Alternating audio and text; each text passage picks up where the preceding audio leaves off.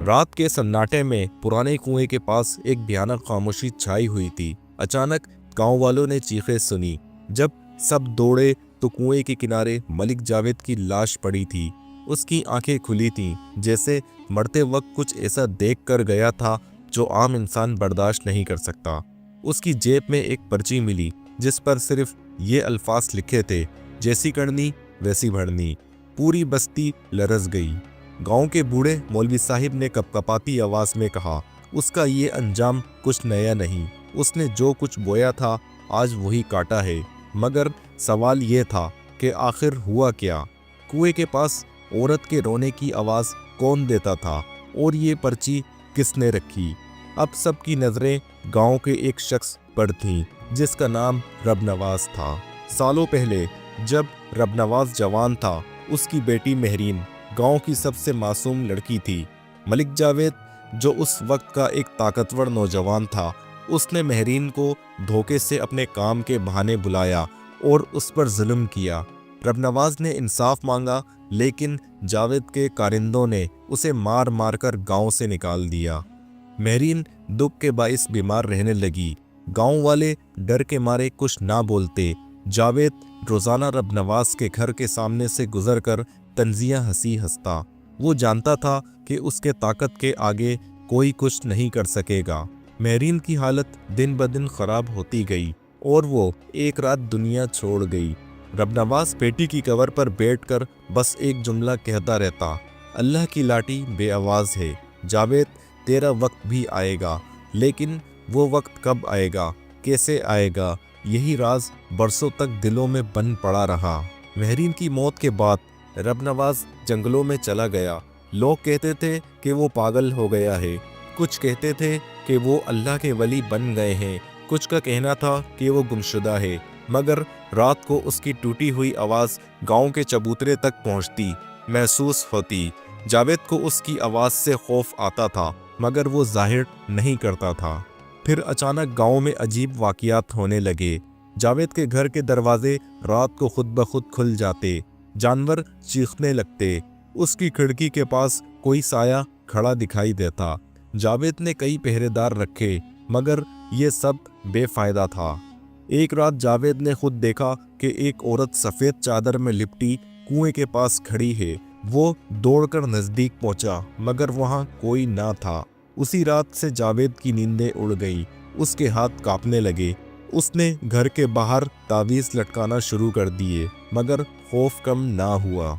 गांव के बुजुर्ग कहते थे कि गुनाह कभी गुम नहीं होता, वो इंसान के पीछे चलता रहता है।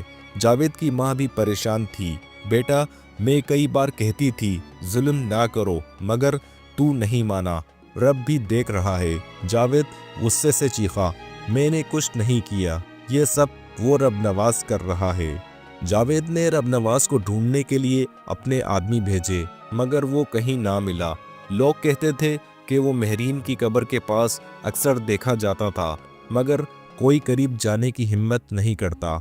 जावेद को यूं लगता था जैसे वो हर जगह मौजूद है, हर दरख्त के पीछे, हर साए में, हर खामोशी में।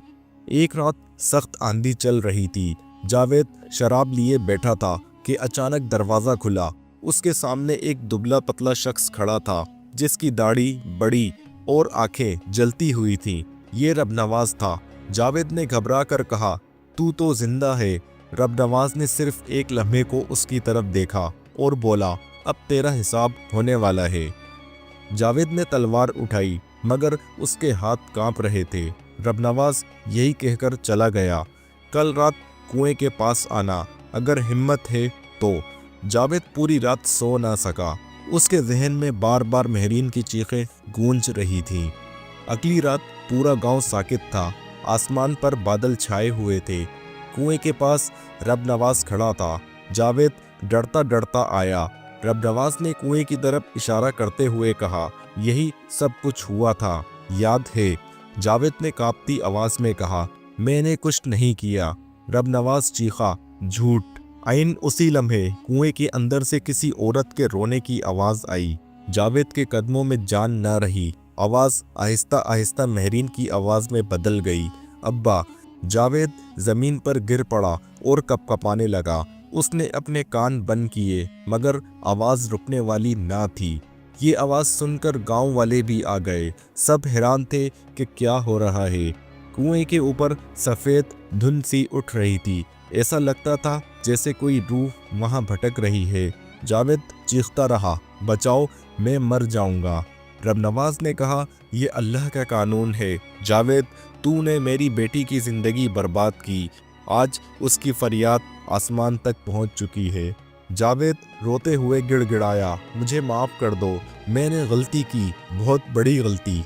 रब नवाज ने कहा, माफ़ी अल्लाह के पास है मगर अंजाम दुनिया में भी लिखा जाता है। अचानक जोरदार हवा चली, जावेद का कदम फिसला और वो सीधा कुएं में जा गिरा। सब ने चीख मारी लेकिन बहुत देर हो चुकी थी।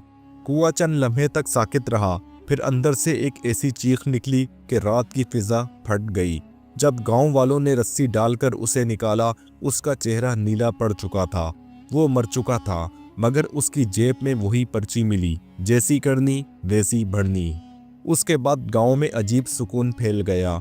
औरत के रोने की आवाज़ भी बंद हो गई। बदगर का दरख्त अब खामोश था। ऐसा महसूस होता था जैसे किसी बेगुनाह की रूह को इंसाफ मिल चुका हो। रब नवाज ने महरीन की कब्र पर हाथ रखा और कहा, बेटी, तेरा रब इंसाफ करने वाला है। आज तेरा दुख मिटा दिया गया है। लोग रोते हुए कहते रहे, यही होता है जुल्म का अंजाम। जावेद की मां ने कब्र के पास बैठकर कहा, बेटा, तुझे कितनी बार रोका था मगर तूने किसी की ना सुनी। उसके बाद वो दिन रात अल्लाह से माफ़ी मांगती रही। रब नवाज ने जावेद के घर वालों को कोई तकलीफ नहीं दी। उसने बस यही कहा, बुरा इंसान बर्बाद होता है, घर वाले नहीं। लोग उसकी बात सुनकर हैरान रह गए। जुल्म सहने के बावजूद उसके दिल में नफरत नहीं थी, सिर्फ इंसाफ की प्यास थी।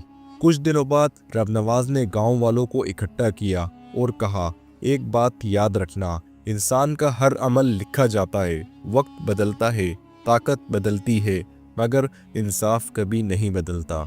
गांव में आज तक ये वाकया सुनाया जाता है। लोग कहते हैं कि जुल्म करने वाला कभी नहीं बचता, चाहे उसके पहरेदार कितने ही क्यों ना हो, चाहे उसकी ताकत कितनी ही क्यों ना हो। इंसान नहीं देखता मगर अल्लाह सब देखता है। यूं जावेद की मौत सबके लिए एक मिसाल बन गई।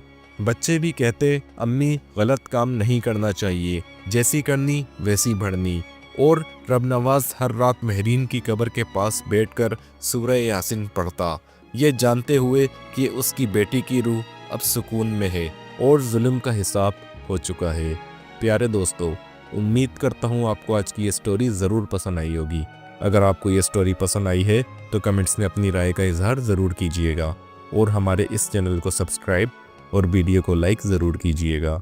आपका ये वीडियो देखने का बहुत बहुत शुक्रिया।